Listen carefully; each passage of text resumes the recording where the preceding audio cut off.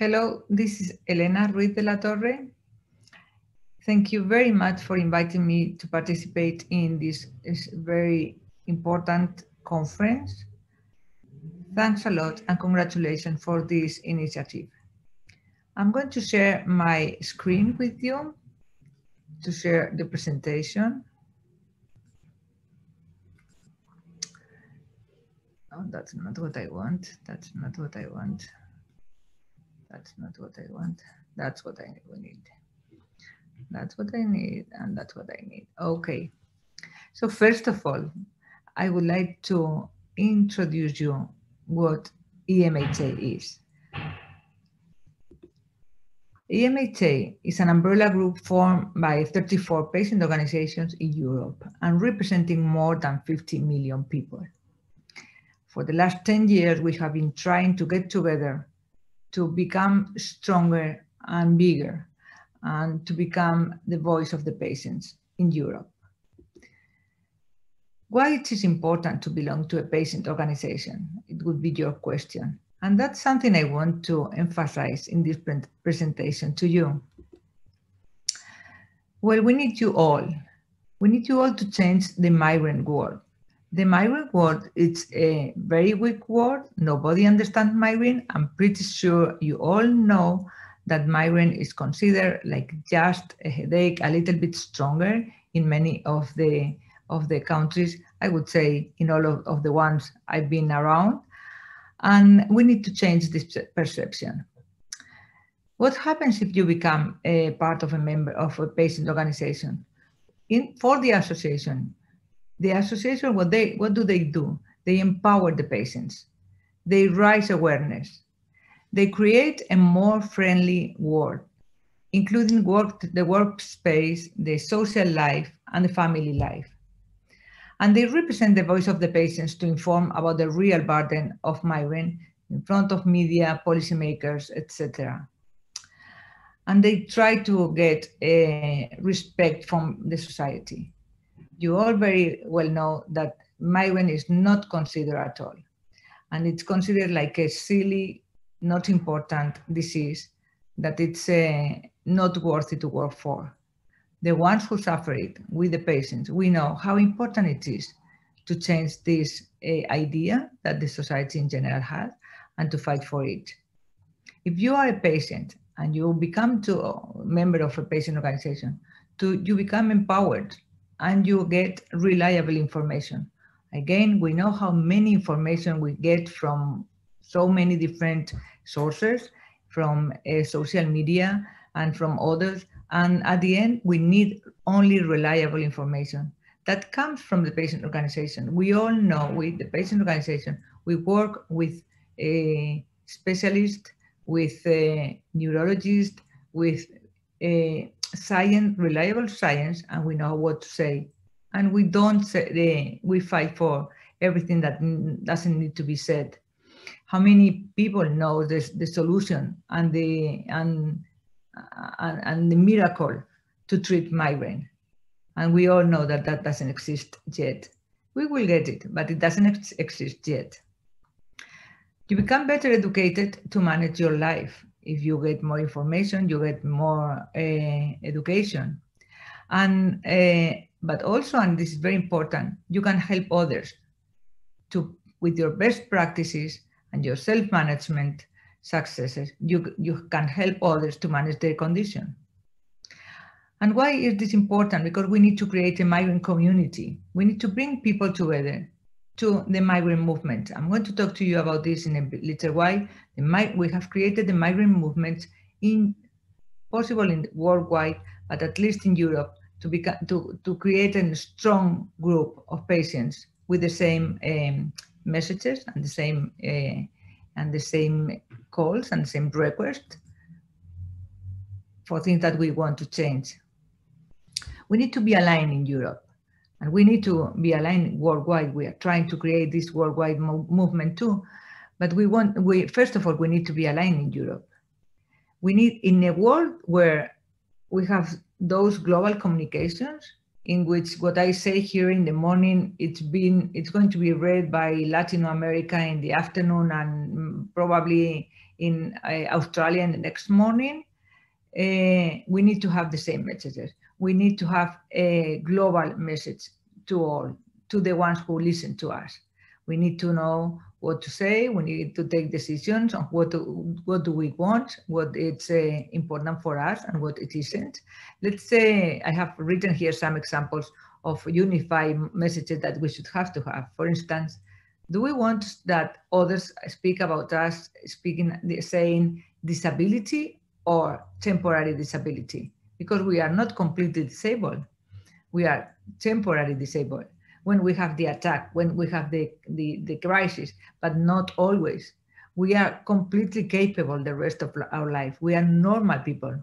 We can do everything, except that we need some help. We need some flexibility. We need a lot of understanding around us. But if we have a good environment and a good understanding, we can move mountains. The days that we don't have an attack, we can move mountains. The day that we have an attack, we stop. We don't exist anymore for a while until we recover. Do we want to be called patient or affected person or migrainer? I don't think people with migraine feel as a patient. We do feel as a migraine, I would say, or affected person. But I don't want that anyone says that I am called a patient forever, because I don't think even myself that I suffer migraine. I am very, very severe. And even myself, I don't consider myself as a patient always, every single minute of my day. I only consider patient, disabled, and everything during the attacks. Is this a disease, a condition, a disorder? That's something that the science needs to tell us.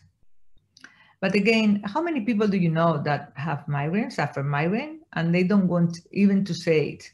We try to hide it, all of us. We don't want to say that we have migraine. We are scared of the world. We are scared of the outside.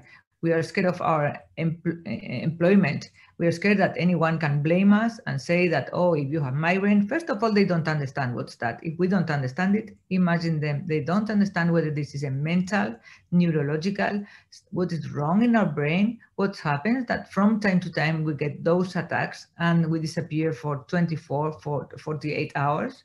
They don't know it.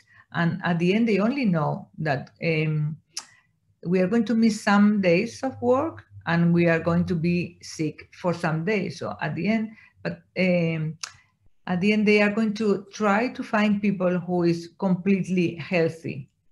But we are healthy. I really think we are healthy. It's only that we have those attacks, those migraine attacks.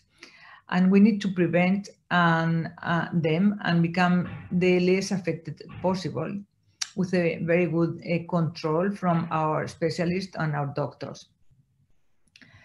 We also need to exchange our best practices. In one country and in another, we have very good, very good activities, very good initiatives that we need to exchange with others, with our colleagues, with our peers, with our mates in this way of fighting for migraine. I would say fighting, but there are very good activities and proposals and projects in many countries that we can learn in others to how to do them and put them in practice. And we exchange. That's what I was saying. Supporting national campaigns, and we also get this support from other countries. Nowadays, again, with social media, everything has become less clustered and it's bigger and more open, and we need to become supportive one to each other. And of course, and why not, to exchange scientific information. We all have extraordinary and excellent practitioners in our countries, specialized in migraine, who get to discover new discoveries, new advances on treating migraine, and we can exchange those when they are published from one country to another. This is the EMHA 2 years ago when we organized the first Migraine and Headache International Patient Association in Amsterdam. I can show you here that there were people from Mexico, from Polonia, from the Netherlands, from Germany, from everywhere around the world, Serbia, France, everywhere, Australia. I can tell you that there were people from everywhere, and there were very, very good specialists there. We have Dr. David Dodid here. There was Professor Peter Gosby with us too, and there was Professor Lars Edvinsson with us that day too. And it was a great day. Those days are extraordinary. We exchange our problems, our situation, but we also exchange our solutions and our capacity building, and we get informed, and they are really good. That means that we are becoming bigger little by little, and we needed Czech Republic. We didn't have Czech Republic. That's why I want to congratulate you for creating this patient organization in your country, which is going to become very important too. What is the burden of working with migraine? And I say working because I have been, as you know, I have been working in this burden a lot. And last year I created a survey called Migraine at Work. I'm going to give you just 3 examples, 3 results of what it came out of that survey, which was run in 8 countries in Europe, and we got 1,800 answers, and they all were very similar in all countries. There is not much difference between one country and another, but let's see what happens and what the patients say, or what the affected people say. 44.54 declare to have had problems to renew their contracts due to migraine. That's a lot. That's nearly 50% cannot renew their contract because of their migraine. 43% said they have had problems accessing to a job due to their migraine. That's again a lot. 43% of people that cannot get to a job because of their migraine. And 32.88 have received a warning sanction for suffering migraine at work, because nobody understands them, because their employers don't understand them, because they just call one day to say that they cannot go to work, and that's not understood. That's not properly understood. Those results are completely unacceptable. That cannot be kept like this in time. We need to make society understand what migraine is. But that's my point.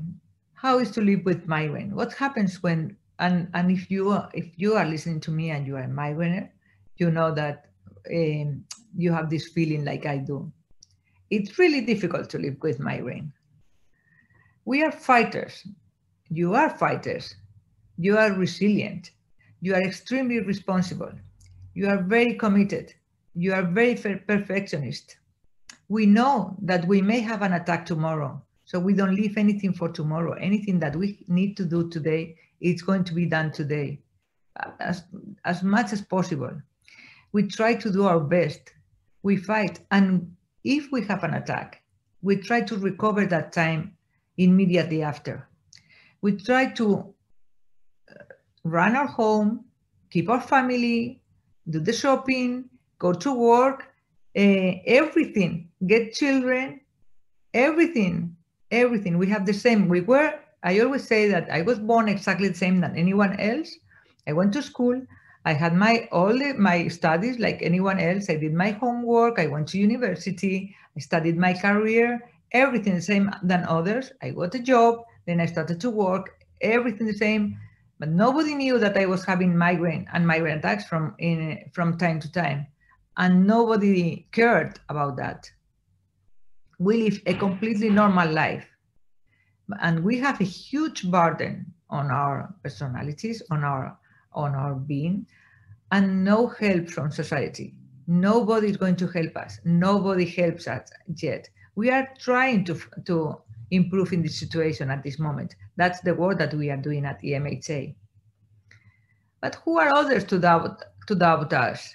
Who are others to think that we are weak people, or we are not capable enough, or we are not strong enough. Who are they to think about us or to think that because we have migraine, we may not be capable to get a job? I think we need to become stronger in that situation, and we need to speak, and we need to start talking about the real truth of migraine. And you need to become empowered, and you need to become strong, because you are a superhero. Migraine sufferers are superheroes. We do everything the same than the others, and we keep on doing it, and we don't mind if they understand us or not. This is our way of living, and we don't want to stop living in this way. That's why we have created this campaign, the migraine movement. I'm going to put it in 1 minute. You close your eyes when you feel it's coming. You can't move. You don't want to move, but the world keeps on turning, and you feel you are the only one who knows how hard it is to keep up. But that's not the case. We are thousands, hundreds of thousands. We are millions, and nothing can stop so many of us. To all of those who do not want to stop, to all of those who want to keep moving forward with their lives, with their partners, work, or family, to all of those who do not want to simply close their eyes and want to face the problem, to all of those who want to leave pain behind and search, no, even better, find solutions, comprehension, and support. We have launched the Migraine Movement, a movement from and to all of us who suffer migraine, a movement to activate society to face migraine. I would encourage you to go inside this link and register yourself there. This is just, you register there, and that's it, you belong to this movement. We need to be a lot, and we all want to move forward, and we all want to face this problem, as it is said, living in the best way. Let's change the migraine world. Let's change the wrong perception of this condition. This condition is considered wrongly by others. But become an advocate. Start talking about it. You have to. Who is going to fight for us if it is not us? Other diseases? Other diseases, they are going to fight for their diseases. You need to fight for your disease, and we need to fight it all together. Let's inform and educate the world all together. Be active. Speak about it. If you have migraine, you need to go to talk to your employer and tell him, trust me, I will do my job. I will do what I am committed to do. We are very responsible. Ask them to trust you, to give you the opportunity, and you know that you will do it. Let's move the disease from being undertreated, underdiagnosed, neglected, and disregarded to a respected and understood position. Keep mobilized in your country. You are the ones who need to mobilize this and to get mobilized. I know it's very hard because apart from our migraine, our pain and everything, we need to fight for it. But everything that we do at this moment, it will be done for the next generation. And we need to live a better life to the next generation. What we have done, it will be already done, and they deserve it.